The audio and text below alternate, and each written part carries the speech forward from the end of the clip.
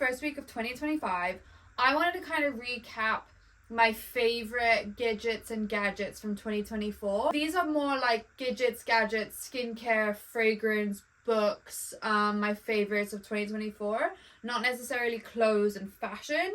But if you want a video on that, I'd love to make that for you guys. So just let me know in the comments below. So without further ado, let's recap my favorite products of 2024. Let's go.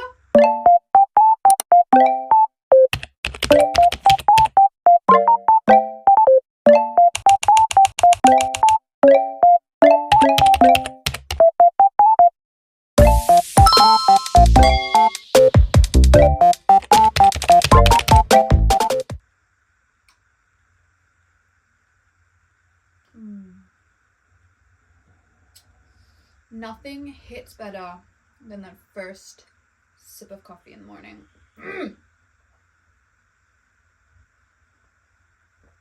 Yes. Okay. Oh, okay. So we have a lot of things in front of me here. I'm gonna kind of start with skincare because I guess that's like the first thing you do in the morning.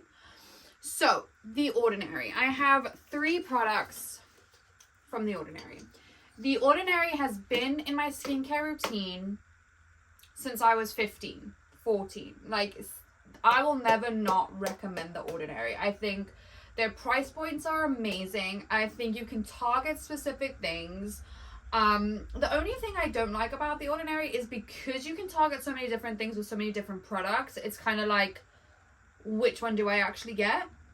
And I sometimes buy them and it says like regimen step after cleansing. It's like, okay, but is that before my retinol, after my retinol, before my vitamin C? So I feel like some of their packaging and products should have a little more direction. But that being said, I will never not recommend The Ordinary. So the first one, I will start off with the cleanser. I should be a hair model. So I'm gonna start with the glucoside foaming cleanser. I used to use the other cleanser, and then I also used the Rhode for a little bit. I still love the Rhode, and I'm gonna definitely purchase the Rhode. I mean, who's not gonna purchase the Rhode? So, but this one I like specifically. You can't really tell because it's actually a lot better. But I kind of, when I'm very stressed, I get like acne and like pimples, and I think it's like my body's way of telling me like to slow down and calm down. But this, I don't know if it is for acne or anything, but I have been using it on my shoulders and my back, obviously my face as well, and I've been loving it. I love how it makes my skin feel at the end. So yeah, I have been using these on my acne and they have been helping. It's not acne specific, but if you do struggle with acne, this is what helped me. So I don't know if this could help you as well. Then the next one I will talk about is the Multi-Peptide Lash and Brow Serum. I've used this as well for a really long time. I think I've used this now for 2 years. And I love it. It's like the only thing I do to my eyelashes. My eyelashes are the longest. To be fair, I don't do this every day of my skincare routine. I think I do it like maybe 3 times a week at most. But I love it. It's really helped my brows. To be fair, it's helped my lashes. I don't really do them on my brows. I do them a little bit on my brows here because I was in an accident and my hair doesn't grow there. So that's why my eyebrows, when they're filled in, are a bit weird. But yeah. And then the next one I'll talk about is the Milky Toner. I'm not gonna lie to you, before this and before this year I did not use a toner. So this is kind of my first experience using a toner and I like it. I love it. I think it's basically like the Rhode milk glazing milk. It basically looks the same, and I mean it feels the same. I've used it my friend's Rhode. So I think I'm gonna do a Rhode like side by side testing for these. But yeah, I mean, it was like £10. It's nothing. Like, I love it. So I love The Ordinary so much. But yeah, I've definitely seen a difference using the toner and not using a toner. And if you don't use a toner, start using a toner. That's what I recommend. Okay, so kind of moving on from skincare, I'm kind of do like a bit more lifestyle, I guess. So, preference saying, Penhaligon's did not sponsor this video. If they would like to sponsor the video, hit me up. You know where my email is. So, the next products are all from Penhaligon's. I've always been a fragrance girl. I've always loved fragrance. I've always loved perfume. I remember being like 6 years old and like going for play dates, and like my friend and I used to like rip out rose petals and put them in water, and we would literally make our own fragrance. So I've always been a fragrance stan. This year, however, I have become a niche fragrance lover. Once you go niche, you never go back.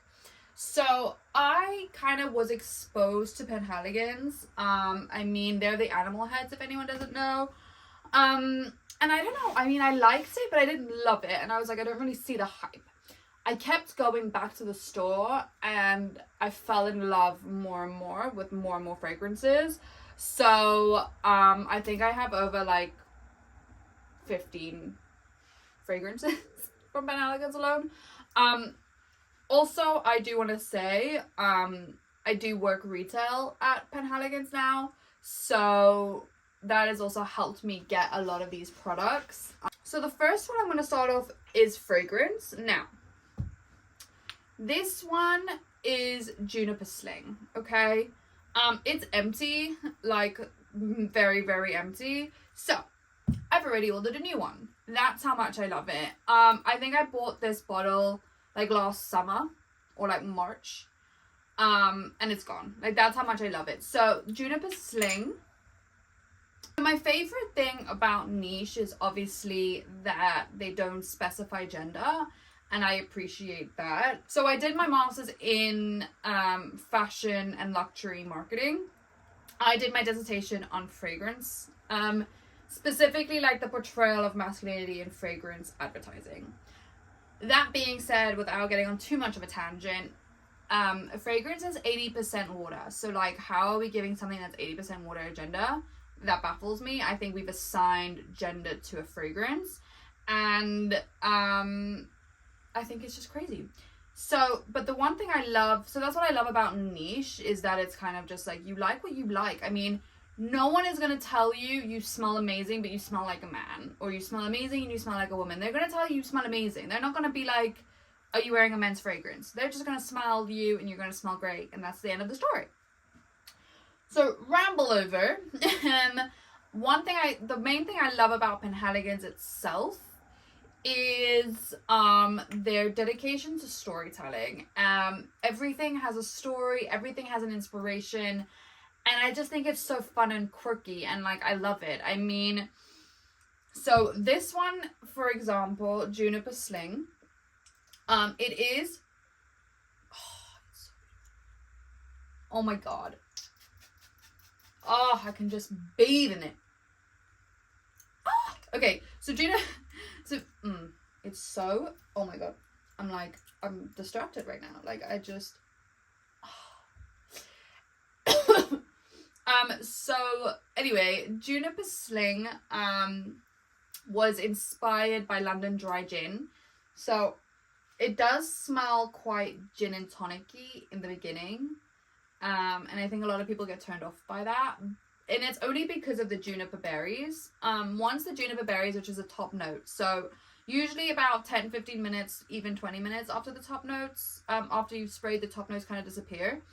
Once these juniper berries and the gin kind of disappears, it's very clean, crisp.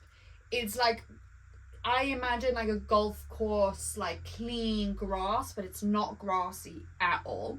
And so the main notes in the fragrance is juniper berries, black pepper, and vetiver. So the black pepper gives it a little bit of the punchy spiciness. The juniper berries give it that sweet tonic-y scent. And the vetiver kind of, I think, gives it that heaviness, because vetiver is like almost like a leather, but not. Okay, so the next product I want to talk about is the Penhaligon's Maduro Leaf Candle. It's very finished. I've already ordered another one on the way. It's very much like wood fire camp burning, but a bit more incensey. So I really like this for the winter of my bedroom. Kind of makes it feel very warm and cozy. I will also show you this. So this is my first ever home room scent. This is the Loewe Oregano room scent. I love it. It's like spicy, a little minty. It's not just like oregano. So I really, really like it. It's my first room home fragrance. Normally I'm very much a candle girl because it is the vibe, but this is very quick, easy if I'm having guests round, friends round, if my house, my room is a mess, a quick spray of this goes a long way, and it kind of makes you feel a bit more put together. So I love that. And then a little next to this is my little gadget thing that I just got from Amazon that I also really love. So that's kind of lifestyle-ish kind of stuff. Moving on, so I want to talk about some hair products and hair utensils. So obviously GHD, the love of my life. I just have like the original, you know. I got a new one this year. I got a new one last year because my mom stupidly threw mine out. I just got the original. It's just classic. I think the other styles and the other things are if you want to do a bit more fun, creative stuff with your hair. I think you can do a lot with the original. You just got to know how to style it. So yeah, I just think the original is the best. Original is always the best. So I'll show you this. This is a bamboo hairbrush. Kind of basic, but I've loved it. I've used a lot of hairbrush. My hair is naturally curly, so brushes are an interesting game for me. They, you know, it affects the curls and all of that. So I've been really loving this one. The other thing I've been loving is the Got2b lightweight styling care oil. I lost a hat, so ignore that. But love it. I think I went through like 4 of these last year alone. Another thing, I think this is more like the dupe of the Wow, whatever it's called, the Wow spray. I'll put the picture over here. But my mom got me this, so I think it's like a little dupe of it. I only use it when I straighten my hair because it is only activated with heat. But I've been loving it, and I normally straighten my hair a lot more in the winter than the summer because it's cold and I have to whip my hair for the curls. It's a whole issue. But anyway, I've been using this a lot in the last month or so. Really, really loving it. Highly, highly recommend. So then the other kind of category I wanted to talk about was just random gadgets and gadgets. So the first kind of gadget thing that I got myself last year was this walking pad. I'm not going to show it in the video because it's huge. But living in England, and like the sun going down at like 3 p.m. So I've been really enjoying getting on that. I've used it a lot. I got it last Christmas, so yeah, pretty much a year. I've used it a lot, not as much as I would like, but it's really handy, really helpful. Very great to get your 10,000 steps in. I literally just come home from work, throw on some Netflix, and literally just walk. Like, it's so easy. And then so if you know me, you know caffeine is life. So when I've been traveling, a lot of hotels and stuff, they come with like Nespresso machines, but a lot of them don't come with like a milk frother or like milk. So I kind of got myself a milk frother from Amazon because it's a necessity. So it literally goes everywhere with me. Any staycation, city break, anywhere, it's with me. So, and it comes with this cute little stand, so it's so cute. Yeah, love it. It was like less than £10. So if you need frothed milk in your coffee like I do, this is a game changer. Okay, then this one, it is dead, so I can't really show you, but it's got 3 different light modes, brightness, LED, red, that kind of stuff. It's got a little clip, so I have been using it as like my book kind of thing. You know, kind of just clips on, do that, I read. I do Sudoku in bed, so this is great for that. yeah, I've loved it. It's so handy. Again, just a small little gadget. So if you like reading in bed, or you're like me and you don't like the big light, at like 9 p.m. this goes on, and like my candles go on, and that's the only light. So I love it. It kind of sets the mood for bed. Okay, so the final kind of category I wanted to talk about are books. So last year I love reading books. So last year I was lucky enough to get through 26 books. So last year I read 26 books. These are my top favorite 3. So this one, Chelsea Hodgson. Her book was kind of popular a couple of years ago. This is my second time reading this book because I just love her writing. It's like creative nonfiction, so it's just like, I don't know, I really, really love it, and it's like really inspired me to kind of pick up and write. So I'm reading this for the second time, making notes, annotating it, so I highly recommend that if you haven't seen it. So the other books so these are my favorite books that I read last year. I love it. So this one is a bit more self-helpy. This is very, very similar to Atomic Habits, which I actually read this one and then Atomic Habits straight after, so it was a bit redundant in that point because it basically says the same thing.